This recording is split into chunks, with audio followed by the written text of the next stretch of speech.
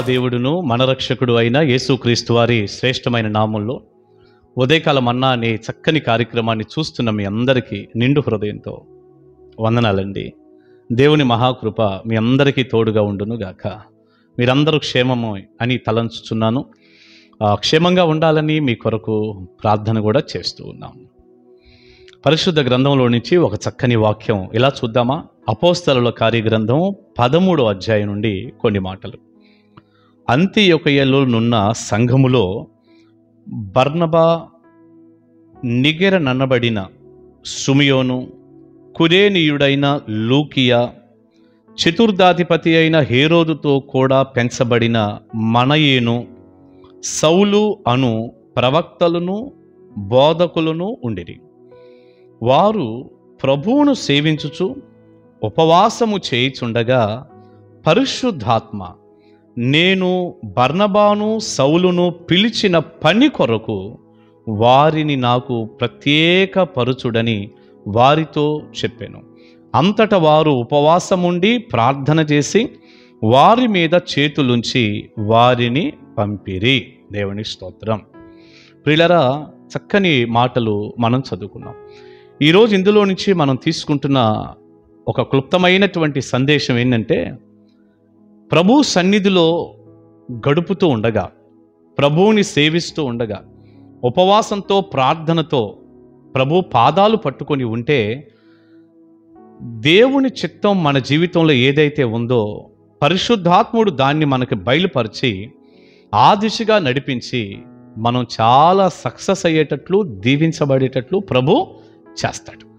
ప్రియులారా, మనం చదువుకున్న ఈ 13వ అధ్యాయం 1వ వచనంలో దాదాపు ఒక 5-6 వ్యక్తులు మనకు కనపడతారు. వారు 2వ వచనం ప్రకారం ప్రభువుని సేవించుచు ఉపవాసం చేయుచుండగా అని మనం చూస్తున్నాం. ఎక్కడెక్కడో తిరగటమో, అర్థం పర్థం లేకుండా కాలాన్ని గడపటమో వీళ్ళు చేయటిల్లా. అంతియొకయ అనబడినటువంటి ఆ సంఘంలో మనందరికీ తెలుసు, అంతియొకయలో ఉన్నటువంటి సంఘం, ఆ ప్రజలు మొట్టమొదట క్రైస్తవులు అని పిలువబడ్డారు. అంత చక్కటి సంఘం అది. ఈ అంతియొకయ సిరియాలో ఉన్నటువంటి అంతియొకయ. మరొక అంతియొకయ కూడా మనం చదువుతుంటే కనపడిద్ది, పిసిదియాలో ఉన్నటువంటి అంతియొకయ అని కూడా. 2 అంతియొకయాలు ఉంటాయి, ఇది మీరు గుర్తుపెట్టుకోవాలి. ఇక్కడ మనం చదువుకుంటున్నటువంటి అంతియొకయ సిరియాలో ఉన్నటువంటి అంతియొకయ.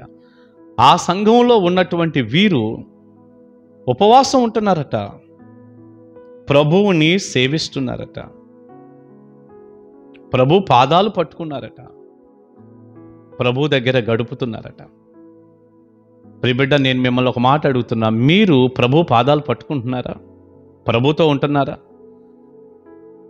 లేదండి మేము పురుషులం, మందిరానికి రావటం, ప్రార్థన చేసుకోవటం, లేదా వ్యక్తిగత ప్రార్థన, లేదా ఉపవాస కూడికలకు రావటం, ఆరాధనలకు రావటం స్త్రీలు చేస్తారండి. అవి మేము చాలా బిజీ, చాలా పనులు, ఆ పని ఈ పని చేయాలి, అటు ఇటు తిరగాలి, ఆ ఫ్రెండ్స్ని ఈ ఫ్రెండ్స్ని కలవాలి, మేము ఎక్కడో మొబైల్లో గడపాలి అని ఒక అర్థం పర్థం లేనటువంటి సిస్టంలో మీ జీవితాలు పాడు చేసుకుంటున్నారా? ఇక దేవుడు తన ప్రణాళిక చొప్పున, ఏర్పాటు చొప్పున మిమ్మల్ని ఎలా నడిపిస్తాడు? ఎలా మీరు బ్లెస్ అవుతారు? ఇక్కడున్న వాళ్ళందరూ పురుషులే, మర్చిపోవద్దు. వీరందరూ దేవుని పాదాల దగ్గర ఉపవాసం ఉండి మొరపెట్టుకుంటున్నారు. ఈ చివరి రోజుల్లో ఉపవాసం ఉండి ప్రార్థించే పురుషుల్ని మనం చూడలేకపోతున్నాం. ఉపవాస ప్రార్థనకి స్త్రీలు 100 మంది వస్తే పురుషులు 10 మంది కూడా కనపడటం లేదు. ఆశ్చర్యంగా లేదు? ప్రియులారా, నిజంగా ఇది చాలా ఆశ్చర్యం. కానీ ఇక్కడ ఉన్న వాళ్ళందరూ ప్రభువుని సేవిస్తున్నారు, ప్రార్థనలో గడుపుతున్నారు. అప్పుడు ఏమైంది? పరిశుద్ధాత్మ నేను బర్నబాను సౌలును పిలిచిన పని కొరకు వారిని నాకు ప్రత్యేకపరచండి అని చెప్పాడు అక్కడ ఉన్నటువంటి సంఘంతో, పెద్దలతో. పౌలు బర్నబా జీవితంలో దేవుడు ఏ చిత్తమైతే కలిగి ఉన్నాడో అది బయలుపడింది. పరిశుద్ధాత్ముడు చెప్పాడు, నేను ఫలానా పని కొరకు వారిని ప్రత్యేకపరుస్తాను, వారిని పిలుస్తున్నాను, మీరు వారిని ఆ పని కొరకు నిర్ణయించండి, ప్రార్థన చేసి పంపించండి, వారు నా సేవ చేయాలి, ఎలాంటి పని చేయాలి. పరిశుద్ధాత్ముడు వారికి అలాంటి ఒక చక్కని నడిపింపుని, ఆ మాటను తెలియచేశాడు. ఇప్పుడు పౌలు బర్నబా జీవితంలో దేవుని చిత్తం ఏంటో తెలిసిపోయిందిగా. అలాగే వారి జీవితాలు కొనసాగినాయిగా. ఇప్పుడు వారి జీవితాలు దైవ చిత్తంలో ఉన్నట్టుగా, మనమేదో లోక సంబంధంగా మన ఇష్టానుసారంగా వెళ్ళి మేము కూడా బాగానే ఉన్నాం ఆశీర్వాదంగా కాదు. దేవుని ఏర్పాటులో ఏముందో ఆ రీతిగా నడిపించబడ్డారుగా. అందుకని అక్కడ చదువుతున్నాం, వారితో పరిశుద్ధాత్ముడు ఇలా చెప్పాడు అన్నాక 3వ వచనంలో, అంతటా వారు ఉపవాసం ఉండి ప్రార్థన చేసి వారి మీద చేతులుంచి వారిని పంపారు. చేతులుంచారు, వారిని ప్రత్యేకమైనటువంటి పని కొరకు ప్రార్థన చేశారు, నిర్ణయించారు. పరిశుద్ధాత్ముడు ఏదైతే చెప్పాడో ఆ దిశగా వారిని నడిపించారు.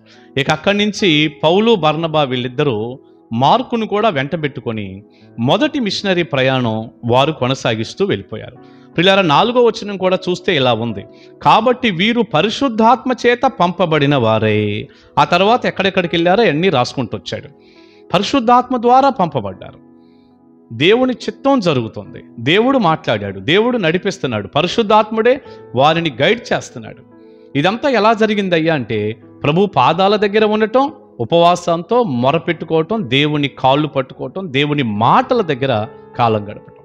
ప్రియబిడ్డ, నీ జీవితం దైవ చిత్తం నుంచి తప్పిపోయి అస్తవ్యస్తం అవ్వకుండా, అన్నిట్లో నువ్వు నష్టపోకుండా, దేవుడు ఒకటి అనుకుంటే నువ్వు ఇంకొకటి చేసేటట్లుగా వెళ్ళి నువ్వు దెబ్బతినకుండా నువ్వు దీవెనకరంగా ఉండాలి అంటే ఒకటే మార్గం, ప్రభువుని సేవించుకోవటం, భక్తిగా ఉండటం, వాక్యానుసారంగా ఉండటం, దేవుని మందిరానికి రావటం, బైబిల్ బాగా చదువుకోవటం, ప్రార్థన చేయటం, ఉపవాసాలు చేయటం. ఇలా నీ జీవితాన్ని కట్టుకుంటే నువ్వు ఎవరివైనా సరే, స్త్రీ పురుషుడివి, యవనస్తుడివి, చిన్న బిడ్డవి, ఎవరివైనా సరే, ఇది కనుక మనం తీసుకోగలిగితే, మీరందరూ దీన్ని తీసుకోగలిగితే తప్పకుండా పరిశుద్ధాత్ముడు నడిపిస్తాడు, మీకు సహాయం చేస్తాడు, మీ జీవితాలు సక్సెస్ఫుల్గా ఉంటాయి.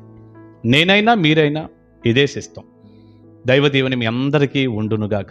మీ జీవితాలన్నీ కూడా పరిశుద్ధాత్ముడే నడిపిస్తూ మిమ్మల్ని వాడుకొని దీవించును గాక. ప్రార్థన చేసుకుందాం.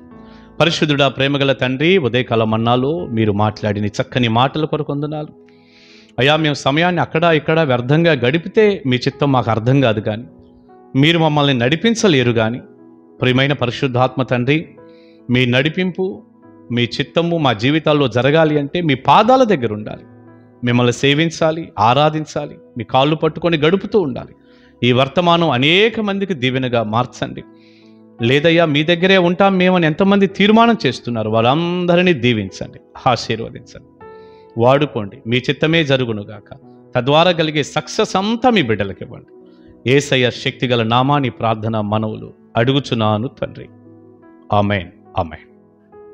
గాడ్ బ్లెస్ యూ అండి. దేవుని మహాకృప మీకు తోడే ఉండునుగాక. కలుసుకుందాం ఉదయకాల మన్నాలో.